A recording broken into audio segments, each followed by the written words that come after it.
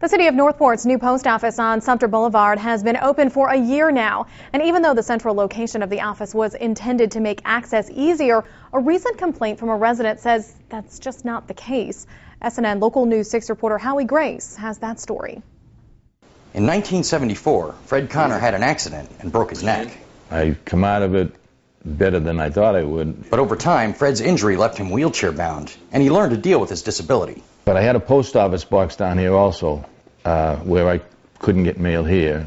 But recently he hit a snag when he went to the new post office close to his home in Northport. When I ever got down to the post office and realized that, it wasn't handicap accessible.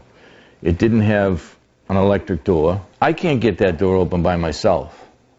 I have to have somebody open it for me. The new building does have handicap parking and ramps for wheelchairs, but Connor says that's not enough.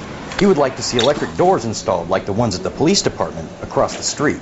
As far as an electric door is concerned, it's absolutely needed. We contacted the U.S. Post Office. They tell us that the new site is ADA compliant, and they have already altered the entrance once to have 2 doors instead of 1. If that's the case, and it isn't in there, it should be. And so if it's not Florida law, if it's not federal law, then it's a moral thing. And Mr. Connor says he'll take his battle all the way to Washington if that's what he's got to do. Reporting in Northport, Howie Grace, SNN, Local News 6. Officials with the U.S. Post Office tell us that they sympathize with Mr. Connor, but that the building has been deemed compliant with the Americans with Disabilities Act, and there is just no money in the budget right now to make any further structural changes to the building.